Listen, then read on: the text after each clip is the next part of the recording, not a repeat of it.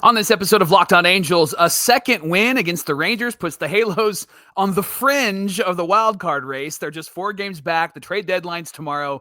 Oh my goodness. We've got 5 takeaways from last night's game that we're going to share with you, plus some discussion on what GMPM might be thinking and feeling right now. I'm Mike. That's John. We're the Super Halo Bros, and this is Locked On Angels.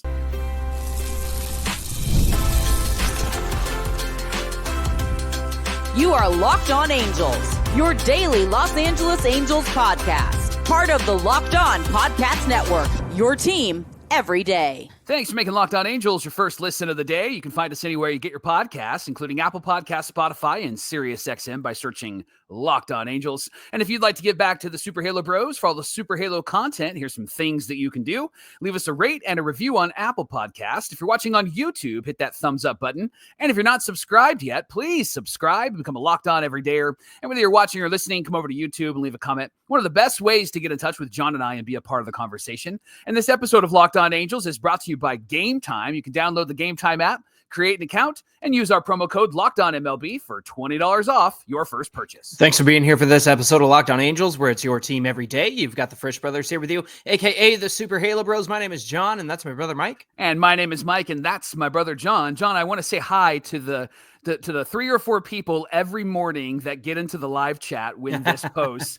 We see you, we acknowledge you, we love the discussion. Sometimes they're talking and not even listening, and it's fantastic. They have some good things to share. So thanks for being here with us. We're glad that you're everydayers. I know Steve is always part of that. It comes out pretty early here on the West Coast for those who are jumping in the live. So props to you guys. Hey, we're here every day talking Angels baseball with you every Monday through Friday, 5 days a week. It's our 4th season as the host of Locked On Angels. On today's show, is Perry's job on the line? Is GMPM going to have to work at an AM/PM? We'll find out. What's he doing at the plate right now that's actually working for him? We'll share that. First, Mike, we got 5 takeaways from last night's game. Look, I got to tell you, man, I like to win. I like winning. We know what the Angels should do at the trade deadline. I get all that. We've talked about it ad nauseum, but I like to win, Mike. That's just that's what I like. I'm sorry, I'm a fan of this team. I can't help it. Yeah, I'm gonna fan hat on right now, man. If they go for it, I'm all in. And I know that that's the worst probably decision, right? I'm not going to be logical and reasonable. I will be for this show. But outside of that, I'm like, man, if they decide to go for it, Kenley Jansen's closing games and he's doing it 3 days in a row, I'm in, man, because it's so much fun to watch. And then when they lose a bunch in a row, that's when I'm like, what are the idiots? What are they doing, right? Yeah, we'll blame each other. That's what's going to go down. Let's talk about that first takeaway. The Angels, desperate for a win, found a way to win this game. And it happened in the bottom of the 6th inning. And they entered the inning down by 1 run with 2 outs. Gustavo Campero got a big hit, a double. That scored Adell to tie the game. Then Yoán Moncada comes off the bench to pinch hit for Kevin Newman, swings at the first pitch, lines a base hit to right, scores 2. That gives the Angels the lead. Neto hits a line drive to left. The ball dropped in front of Sam Haggerty. He slipped on a Mario Kart banana peel out there, and he fell down. And then Neto ended up getting a double out of that, and Moncada scored from first, the 21st double for Zach Neto, and stole his 21st base by stealing third right there. The Angels scored 4 runs in that inning with 2 outs and 6 runs on the night with 2 outs. The Angels added another run in the bottom of the 8th when Nolan Schanuel finally got what he wanted, his RBI. He had a sac fly. But here's the thing. He had a productive game without getting a hit. He walked twice, scored the second run of the game with some smart base running. And here's what happened there. With 2 outs, Jo Adell blooped a single to right. It scored Neto, and then the throw got away from the first baseman, Ezekiel Duran, and then Schanuel, he read it perfectly, ran home. They always talk about how he's invincible out there.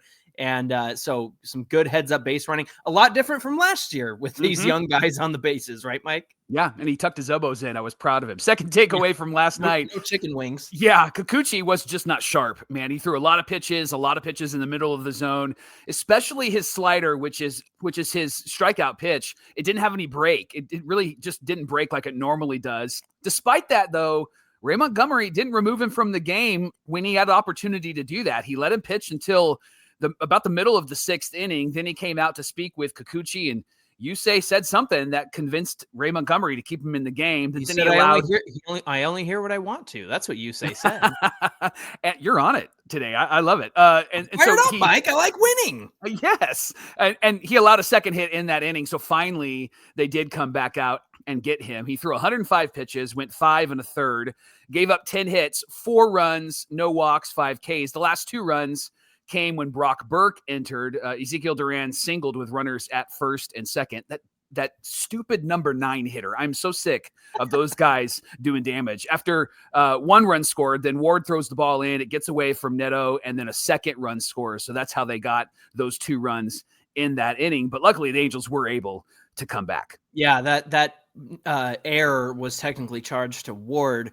So it made it 3 Ernies against Yusei, but 4 runs total. Third takeaway, the game got heated in the bottom of the 8th. There was a little brouhaha. Neto was hit by a pitch, and then Trout was hit. And this was after Neto was hit earlier in the game, and Rengifo. So Ray Montgomery walked straight up to the Rangers dugout after checking on Mike Trout. And he's like, get a guy who can throw inside. If he can't, stop throwing inside. And everybody's waving him off. And so it was like Ray versus the world because all the Rangers came out of the dugout. The benches cleared. Nothing came of it. Trout did stay in the game. So did Neto and Rengifo. But good grief. If you can't throw inside, stop trying it. And if you hit the batter at the plate by throwing inside, don't do it again to the next hitter. Yeah. These guys are bozos. They're professional baseball players, and they can't control where their pitches go. Give me a break. Yeah. Fourth takeaway, Gustavo Campero, since his error in the first game on Monday night, something has just shifted in that kid. He's got 2 hits and a run scored with 2 stolen bases after the error on Monday night, and then he adds another hit, an RBI double, and a stolen base in last night's game, and played a pretty decent right field, had a couple of balls that were right at the wall that he measured out beautifully and made great catches out there. And I know he's not great in right field, but he's been an adequate backup. But it seemed like since that error on Monday night, he's gone into like this other level mode where he's like, I just got to help this team win. I loved his interview with Erica Weston after last night's or 2 nights ago, that win, and just hearing him be excited about how his teammates picked him up. Such a good moment. Jo Adell picking him up. Such a good moment. Jack Kahanowitz on Monday night was like, dude, flush it away. And then you can see he did, because he was good on Monday and he was pretty good. He was a good, decent fill-in guy in right field last night for the Halos. If this outfield hadn't have been so crowded when the season started, I could easily see him being the bench guy, the guy off the bench, being a pinch runner, playing the outfield when needed, because he's fast out there, Mike. He's faster, obviously, than Soler. And then when he's on the base paths, one of the things that we said when he first came up, that was earlier in the season, was he immediately caused havoc on the base paths. And that was something the Angels were not doing to begin the season. They were afraid to steal bags. They were afraid to take extra bases. And Campero did that early on. And then he got sent down. He's back up again because of the Soler injury. And, he's been adequate, right? He's not going to be, the slugger, but he's getting on base. He's getting base hits, and he's making it count when he's actually on the base paths. Yeah, definitely. Now, this is something, the last takeaway from the game last night was something that John actually texted me during the game, because we're watching, we're talking about it, but you made a good observation. And so I'm going to read the takeaway, and then I would love for you to walk us through why that was a takeaway. So we think we've figured out Mike Trout's approach. It's walk first, contact second, right? Like, perfect example was what happened in the bottom of the first, right, Johnny? Yeah, here's the thing. So in the bottom of the first, Zach Neto was on second base with nobody out, right? Trout comes up, and it was obvious he was trying to work the count, take a walk, see his pitches. But here's the thing. There's nobody out, and I don't need Mike Trout on first base with nobody out. You have Zach Neto at second. Now, if Neto was at first and Trout took the walk and that pushed Neto to second, that makes sense to me. But in this situation, Trout was looking for the walk. He ended up taking a strikeout because it was a cutter inside. It was a good pitch, right? Yeah. And so I don't blame him for that. But here's what I think. You got Neto on second. Move him over, whether that's a ground ball, whether that's a fly out. Get Neto over to third base. And I understand, like, hey, I want to get on base and, stack up some runners. But in that situation, I just felt like you've already got the runner at second. You're not pushing the guy at first to second. Get him over and then let Yoán Moncada do his thing. And if he grounds out, well, at least you're up 1-0, right? Now, eventually they were able to take that early lead. But to me, I just think that taking the walk right there is unnecessary. Swing first. You had pitches in the zone. There was stuff that you could have done some stuff with. But, a little bit later on, there was another situation where he took a walk and nothing was close. And so it's like, yeah, take that walk right there. But to me, Mike, I just think that you got to be smarter than, I just got to get on base here. No, move Neto over. Maybe you get a base hit. Maybe you fly out. Maybe you ground out. Doesn't matter. Get that runner over to third with no outs, and then you have 1 out. Then let Yoán Moncada, again, if he grounds out, if he does something, it's going to get Neto home and put you up early. I just think that the Angels are not fighting for runs in the way that seems obvious sometimes. I don't know. What do you think? Yeah, I like that Yoán Moncada's batting third. I really like that Mike Trout was moved up to second. And to your point, it's that boring fundamental baseball that we've talked about often on this show, that in those moments you need to play, right? And with Mike Trout, they're shading him to pull the ball to left field. So if he's trying to move Neto over to third, then perhaps you take a step towards right field, right? And they're shading him towards left. You take a step towards right. There's a big hole that's opened up there. And so if you hit a ground ball, you might even get a base hit. It might help his average and all of those things. And so that's the point. And being the number 2 hitter, we need you to spray the ball everywhere. And is that Mike Trout? Well, I think that it could be Mike Trout, right? Because he isn't the same dominant home run hitting force. I like that he's on base a lot. He's got a on base percentage of over 360, which is fantastic, especially for that number 2 hitter. But it is those moments where, man, we need a little bit more strategy than we do just, I'm going to have a really good at bat here. We need somebody that's going to move the runner over. That's why I like Yoán Moncada at number 3, because he did that last night, especially in the 8th inning when he hit the sac fly with the bases loaded. Hey, thanks for making Locked On Angels your first listen of the day. Coming up, Perry, are you feeling the pressure? Is there pressure on Perry Minasian to do something worthwhile at this trade deadline? We're going to get into it coming right up. Hey, we've all been there. We're logging on early, waiting for our concert tickets to go on sale, only to lose your spot to maybe one of the robots or one of the bots that's taking your spot. That's so frustrating. And we've wanted to see this band for years and years and years. Live music should be about making memories, not dealing with the stress of ticket shopping. And that's why you need Gametime. Gametime makes getting concert tickets faster and easier than ever. Prices actually drop the closer it gets to showtime, and you can save up to 60% off with some of their killer last-minute deals. With Gametime, the price you see is the price you pay. There's no hidden fees, and if you're worried about maybe plans changing, something happening, Gametime has the Gametime guarantee, and they got your back with cancellation, protection, and so much more. So take all the guesswork out and the worry out and the frustrating out.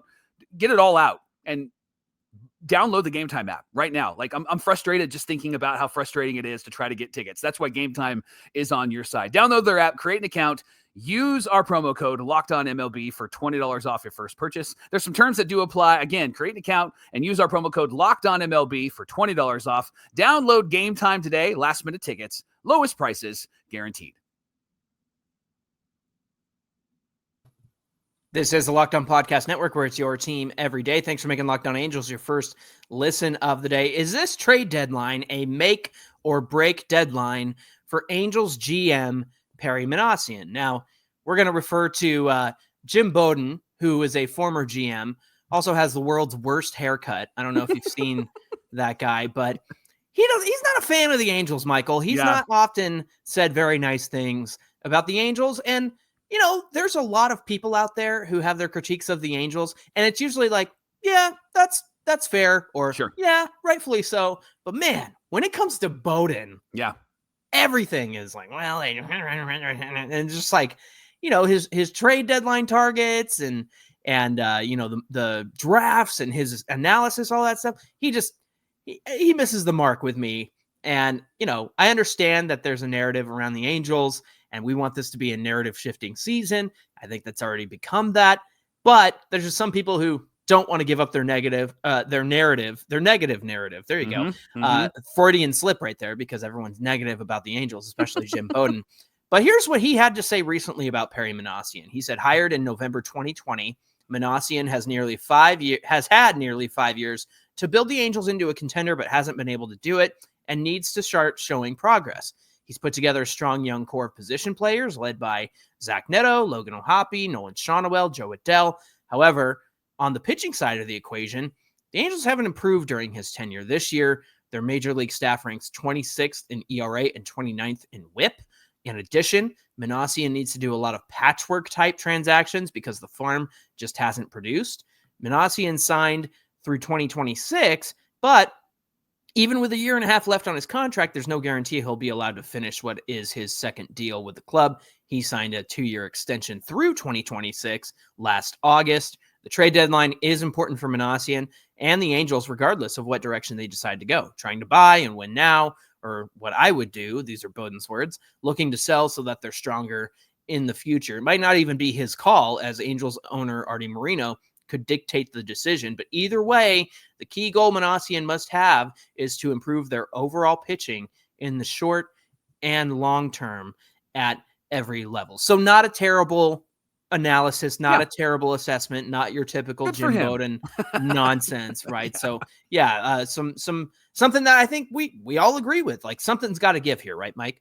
Yeah, and I liked that he said whatever direction they go, whether they sell or, in my opinion, whether they buy or, in my opinion, sell, is what Bowden said. I like that he left that open. I think we need to address a couple of things here, John. First, he talked about the young core. Neto, Shonowell, O'Hoppe, Jo Adell were named. Now, if the Halos are selling and getting big pieces back, and you're going to add to this young core, what would you add? Would you go more pitching? What do you think that they should do? Would you go third baseman? Because obviously that's been a giant hole and will be even next year, because we have no idea what will happen with Rendon, and we can't even count on Rendon being around, and if he'll even be good. He hasn't played baseball in 36 millennia, so he's been gone forever. So what do you think would be a wise decision if the Angels decide to sell and they're getting some big pieces back? Yeah, they're going to need a long-term solution over at third base. It's been a problem for how many years now, Mike? Like, the last consistent third baseman they had was Yunel Escobar. Yeah. And that wasn't even a homegrown talent. That was somebody they signed in free agency. Before that, they had David Freese, right, that they traded for. Before that, they gave it to Callaspo, but Callaspo wasn't exactly the world's best third baseman over there. They tried out Mark Trumbo before. Fun fact, Mark Trumbo was the third baseman during Jared Weaver's no-hitter, and didn't ruin it for Weave. So there you go. But this has been a problem for years, Mike, and they just have never had a solution for it until they tried to sign Anthony Rendon. That was the answer. That was the solution. I had no problems with the Rendon signing back in 2019 because it made all the sense in the world. You got this guy coming off a World Series victory. He's been a stalwart over at third base for the Nationals his whole career. He played a little second base early in his career, but that was the solution. And I thought it was a great solution. And Anthony can't stay on the field. Not the team's fault that he couldn't stay on the field. Not the team's fault that Anthony Rendon has had the attitude issues that he's had. So all of that to say, third baseman needs to be addressed. They need a third baseman badly. Here's what I think about the pitching side. I think you have enough depth to give a chance to. By the way, I don't know if you saw Sam Aldegary's July with the Trash Pandas. Yeah. Fantastic. Yep. July. He's been electric. So much for ruining his development, right? He's been fantastic. And I bring that up because you've got guys that you can look forward to. George Clausen, Caden Dana, Sam Aldegary, Reed Detmers, I'm sure will be back in the rotation next season, if not before the end of this year, if they decide to sell and then they're just like, all right, let's put Reed back and see how he does the rest of the year. Can he take that bullpen mentality, that bulldog mentality back with him to the rotation? The thing is, the Angels have never been able to land that big arm that they've needed. They've not been able to get Garrett Cole. They've not been able to, get the ace that they truly need. The only way they're going to be able to do it is via trade. Now, Kikuchi is great. He signed for 3 years. Before that, Tyler Anderson signed for 3 years. So they've been able to get some free agent pitching, but it's not an ace. Yeah. And they've not been able to get an ace. Now, I think you have enough. You have enough like 3s and 4s, maybe a 2, and you've got enough 3, 4, and 5 guys to fill out this rotation. But you're missing that ace. You're missing that Weaver, speaking of which. We haven't done the bell in a while. Ding, Weaver reference. We actually need a real bell. That's what I think. Yep. But to go out and get an ace, look, I know that this is a pipe dream, but you'd have to overwhelm somebody like the Pirates to get like a Paul Skeens level kind of ace, right? Somebody who is young, can come in, anchor your rotation. Maybe Bremner is somebody that they can turn to next year. His ceiling has kind of been a number 2 starter.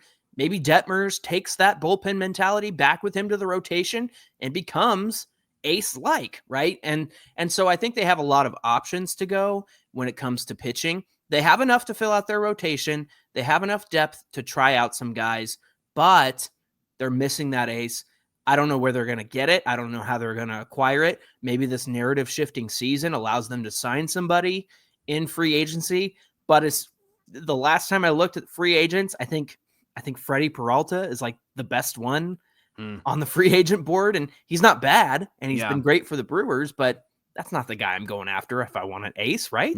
No. And if they do make a trade, I know there's a lot of conversation about what they could get for like a Taylor Ward or Jo Adell's name has been thrown out there. I don't think Adell goes anywhere. And I still don't think that Ward's going anywhere. I did like what Jared Timms tweeted yesterday from Talking Halos. He said that we might be overestimating Ward's value because he's got the home runs and the RBIs, but he's got a high K percentage. He's got a low batting average. He's not great with an on-base percentage. And so I think that what people are seeing in Ward might be a bit of an illusion compared to what would happen with like other teams. But if you trade away Ward, I think that a player like that could potentially get you a future ace, but not somebody who's an ace right now, like somebody who's in AAA, AA, and maybe is ready to debut next year, but will be an ace in like 2 years or in 3 years. I do wonder with Jose Soriano's development, if he's going to be somebody that could eventually be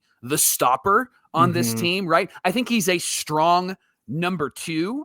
If this rotation has strong number 2s, I don't think that that's bad at all, because strong number 2s are better than having a bunch of 3s and 4s and not a number 1. And so I think Soriano can lead this rotation.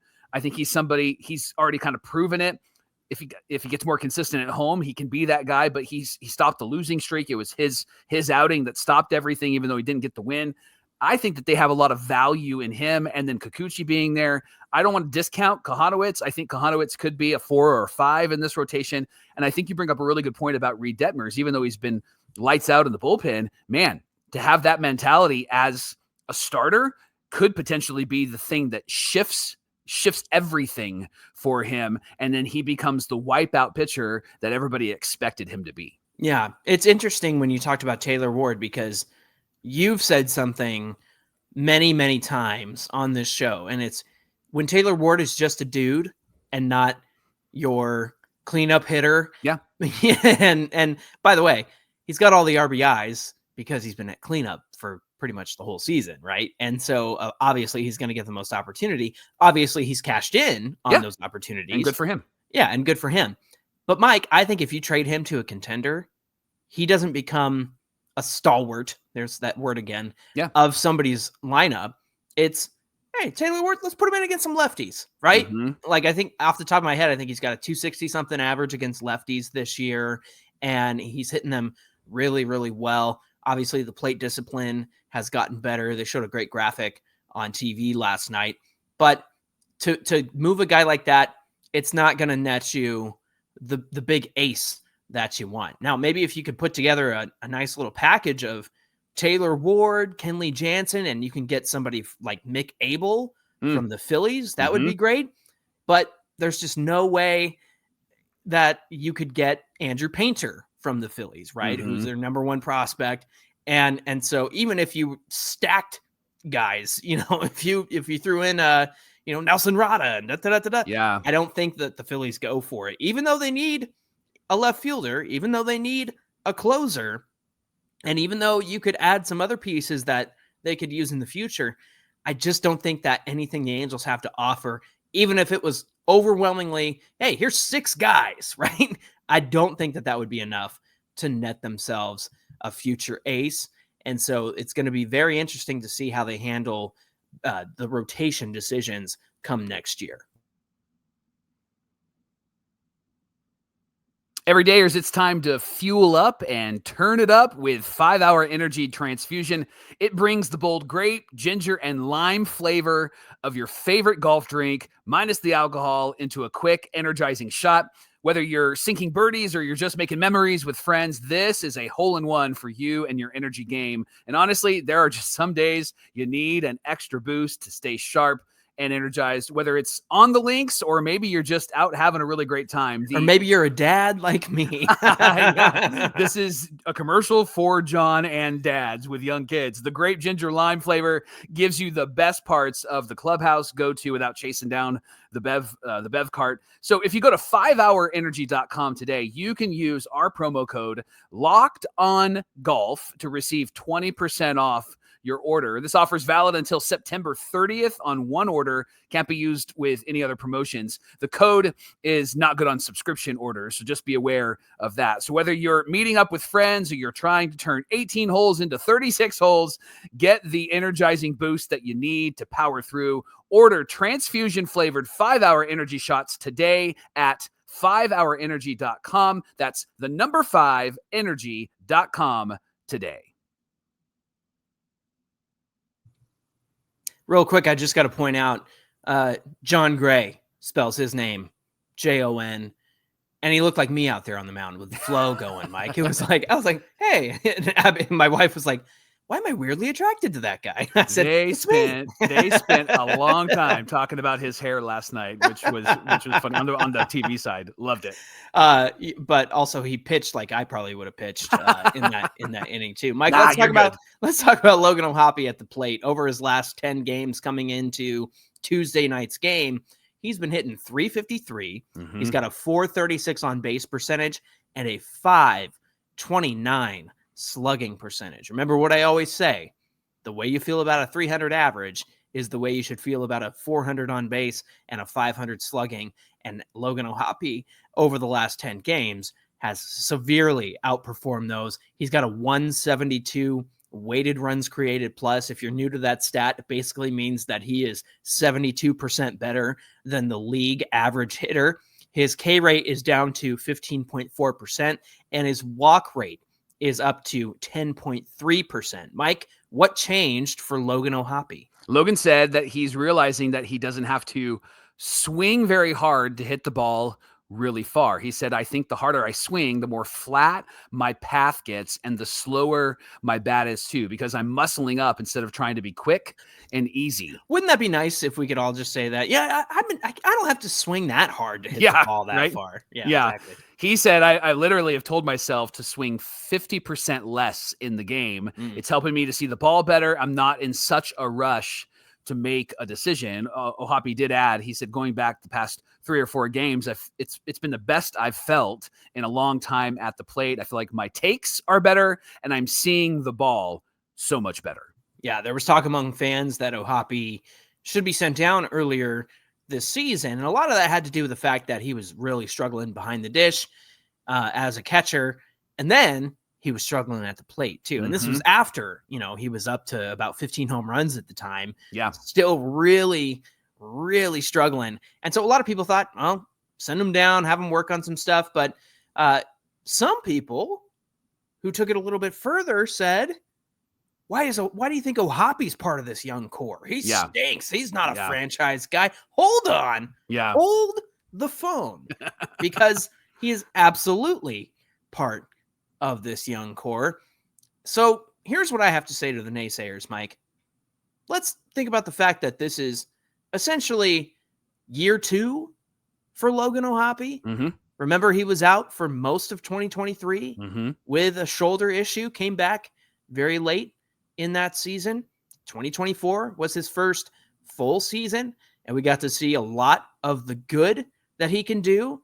And then in the back half of the season, we saw a lot of him struggling. And he addressed that over the offseason, and he addressed that with reporters and said, I was doing too much, to prepare for each game. I got to take it easy. Isn't that funny? His solution to everything is, I'm doing too much. I can swing 50% less. Yeah. I can, don't have to warm up as hard. And it's true, because it's certainly made him a lot better at the plate. They've also mentioned on the broadcast where his front shoulder is a little more in, and that's been helping his swing path a whole lot. So to the naysayers, I say this. Who was right about Jo Adell? After all these years, clamoring and saying he's got to have time. He's got to have a full season. He's got to have a full season's worth of plate appearances. You can't set him down. You can't bring him back up. And now we're all reaping the benefits of a great Jo Adell who's disciplined at the plate, who is making great contact when he makes contact, who's lowered his strikeout rate, who's upped his walk rate. He's been in right field, Gold Glove contender last year, second in defensive runs saved, and then he stunk in center field this year, and all of a sudden, we're not talking about his defense anymore in terms of things that have gone wrong. I say, you got to do the same for Logan O'Hoppe. Am I wrong? I don't think you're wrong, and I think one of the reasons why you're not wrong and you need to give him time is because how many segments have we done just this season on Logan O'Hoppe saying, yeah, I'm adjusting, I'm figuring things out, I'm asking the coaches for wisdom. This guy is the least egotistical, arrogant player on this team, right? Like, he is not like stuck in his ways. He is constantly learning, constantly growing. Adam Grant's a great author who writes a good book called Hidden Potential. And in the book, he says that the learners in life are the ones that step into what's uncomfortable. And Logan O'Hoppe does. And what's uncomfortable is going away from your regular routine and rhythm as a ball player and trying something new. This guy is trying something new and even backing off on some of the things that he was doing. He's always trying something new so that he can get better. And we're seeing the results, not just at the plate, but behind the dish as well. And I love that, John. I love that he's somebody that wants to constantly learn. And that's what we need on this team. Somebody who has no ego, wants to win, wants to be victorious, and isn't going to say, well, this is how we do it. Here's the sacred cow. You can't push it over, right? He wants to do whatever is necessary to be the best player he can be and help this team be the best team that they can be. And the best part is that he's not alone in that. Zach Neto, Nolan Shawnuel, Jo Adell, all those guys have been willing to be adaptable. They've been willing to change things at the plate. They've been willing to take feedback and criticism and take it and run with it so that they can be the best players that they can be on the field. Thanks for making Locked On Angels your first listen of the day. Make sure you're subscribed to Locked On Angels on YouTube so you don't miss all of this great Halo content, including the best postcast in all the biz with Gavin Carlson. Doesn't waste your time, gets to the point, shares all the good details. Love Gavin. Appreciate what he does. He's live after every game right here on the Locked On Podcast Network, where it's your team every day. Hey, be sure you give us a follow on Twitter. long day. Give us a follow on Twitter at Locked On Angels. Connect with Mike and I on Twitter and Instagram at Super Halo Bros. Mike, what do we have on deck for Thursday's show? Well, you said we haven't talked about Jo Adell's defense, so let's talk about Jo Adell's defense. Is he getting better? What's interesting is that the numbers don't say that. So we're going to get down into the numbers. We're going to dig into that, and then we're going to talk about what the reality is tomorrow on Locked On Angels. All right, looking forward to that conversation. By the way, we're going to have our regular Thursday episode in the morning so that Steve can be in the group chat here on YouTube with everybody else. But also, Gavin and I are going to go live before the trade deadline. We'll schedule that episode here on YouTube so you can join us for a live show. We're going to recap anything and everything that's happened for the Angels that day, in addition to maybe some other moves that impact the Angels. Maybe the Mariners try to bring home a Eugenio Suarez back to Seattle, right? That could be a big difference maker for the AL West. So we'll talk about all that stuff. We're going to get into all of that. Until then, my name is John, and that's my brother Mike. And my name is Mike, and that's my brother John. Thanks for being here, everybody, and we'll see you back here on Thursday. Bye, Steve. Bye, Steve. Thanks for hanging out. Good wisdom. Good stuff.